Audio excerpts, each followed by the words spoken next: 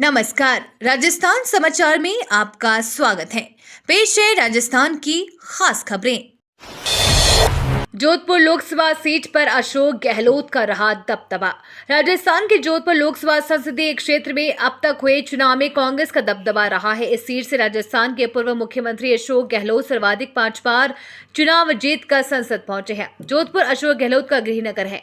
यहां अब तक हुए लोकसभा चुनावों में कांग्रेस ने सर्वाधिक 8 बार जीत दर्ज की है, जबकि भारतीय जनता पार्टी यानी कि भाजपा के प्रत्याशियों ने 5 बार चुनाव जीता है। भीषण हादसा, एक झटके में ही परिवार के 7 लोगों की मौत।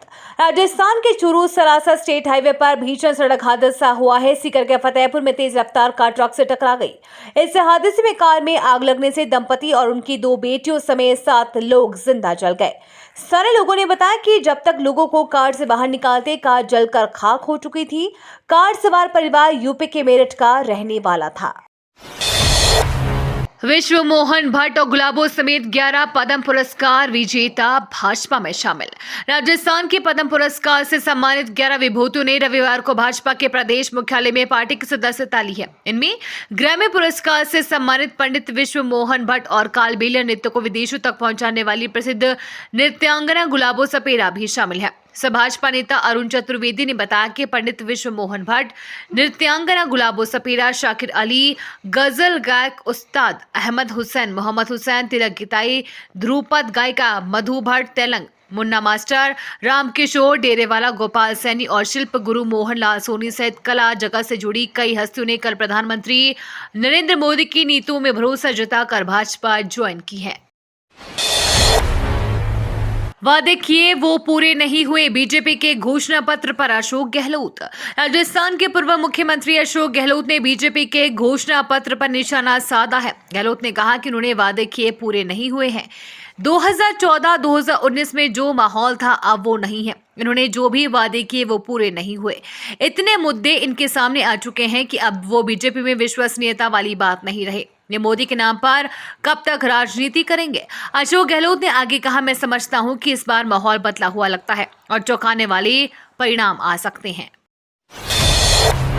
पीएम मोदी बहकी बातें करते हैं। राजस्थान में प्रियंका गांधी का निशाना। कांग्रेस के राष्ट्रीय महासचिव प्रियंका गांधी ने पीएम मोदी पर निशाना साधा है। प्रियंका गांधी ने जालौर के भीनमाल में सभा को संबोधित किया। उन्होंने कहा, पीएम मोदी आजकल बहकी बातें करते हैं। कभी गटर से गैस बनाते हैं, कभी बादल में मिसाइल छोड़ते हैं, कभी हवा में उड़ते हैं। उन्हें समझ में नहीं आ रहा है कि क्या करना है। इन बातों से आपके जीवन का क्या मतलब है। जो सबसे बड़ी समस्या महंगाई और बेरोजगारी है, उस पर कोई बात नहीं करता। आज देश में बेरोजगारी और महंगाई सबसे बड़ी समस्या है। मुझे लगता है कि पीएम मोदी को कुछ हो गया है। वो समझ नहीं पा रहे हैं कि इनके अधिकारी पीएम को सच्चाई बताने से डर रहे हैं। ऐसा लगता है कि पीएम मोदी देश की जनता से कट चुके हैं। कोटा के हॉस्टल में आग लगी, ऊपर से कूदने और झुलसने से 7 स्टूडेंट घायल। राजस्थान के कोटा में एक हॉस्टल में कल रविवार को आग लग गई। इससे 7 छात्र घायल हो गए हैं। शहर के कुन्हाड़ी थाना इलाके के लक्ष्मण विहार में स्थित एक हॉस्टल में शॉर्ट सर्किट से आग लग गई, जिसके चलते पूरे हॉस्टल में धुआं फैल गया। इसके चलते हॉस्टल में रह रहे स्टूडेंट का दम घुटने लगा। ऐसे में ऊपर छत से कूदने, दम घुटने और झुलसने से 7 स्टूडेंट्स घायल हो गए हैं। घटना की जानकारी मिलने पर जिला collector doctor Ravindra Goswami, police उपाधीक्षक राजेश सोनी, कोन्हाड़ी थानाधिकारी अरविंद भारद्वाज समेत भारी पुलिस जब्ता भी मौके पर पहुंच गया था। चारधाम यात्रा का शुरू हुआ ऑनलाइन रजिस्ट्रेशन। यमुनोत्री धाम के कपाट खुलने का समय तय होते ही पर्यटन विभाग ने अपनी पंजीकरण की वेबसाइट को श्रद्धालु के लिए खोल दिया है। चारों धामों समेत श्री हेमकुंड साहिब यात्रा के लिए श्रद्धालु पंजीकरण कर सकेंगे। कक्षा 6 के लिए ब्रिज कोर्स जारी। सीबीएसई ने स्कूलों को भेजा सिलेबस। एनसीईआरटी में इस साल कक्षा 3 और 6 के सिलेबस में बड़ा बदलाव किया है। नई किताबें जल्द मिलना शुरू हो जाएंगी। इससे पहले एनसीईआरटी ने ब्रिज प्रोग्राम शुरू करने का निर्देश दिया है। इस ब्रिज कोर्स प्रोग्राम के तहत नए सिलेबस को न सिर्फ छात्रों को तैयार किया जाएगा, बल्कि शिक्षकों को भी ट्रेनिंग दी जाएगी। एनसीईआरटी द्वारा बोर्ड को साझा किए गए लिंक और गाइडलाइंस को भी सीबीएसई ने मान्यता प्राप्त स्कूलों को भेजा है। पीएम मोदी का बड़ा बयान, जो लोग भारत के खिलाफ बोलते हैं कांग्रेस उन्हें टिकट देती है। पीएम मोदी ने मैसूर में एक रैली को संबोधित करते हुए कहा कि कांग्रेस पार्टी आज टुकड़े टुकड़े गैंग के सुल्तान बनकर घूम रही है। देश को बांटने, तोड़ने और कमजोर करने के कांग्रेस के खतरनाक इरादे आज भी वैसे ही है। वो जो भारत के खिलाफ बोलता है, कांग्रेस उसे पुरस्कार में चुनाव का टिकट दे देती है। आतंकी गतिविधियों में शामिल जिस संगठन पर बैन लगता है, कांग्रेस उसी के पॉलिटिकल विंग के साथ काम कर रहा है। आरपीएफ के 4600 पदों पर निकली भर्ती, आज से कर सकते हैं आवेदन। रेलवे में काम करने का अच्छा मौका है। लंबे समय से रेलवे की तैयारी कर रहे युवाओं को अब और भर्ती के लिए इंतजार नहीं करना होगा। रेलवे बोर्ड ने नोटिफिकेशन जारी किया है, जिसमें योग्य उम्मीदवारों से आवेदन मांगे गए हैं। इच्छुक उम्मीदवार आज से आधिकारिक वेबसाइट indianrailways.government.in पर जाकर आवेदन कर सकेंगे। जयशंकर बोले, ईरान इजराइल संघर्ष से बने हालात चिंताजनक।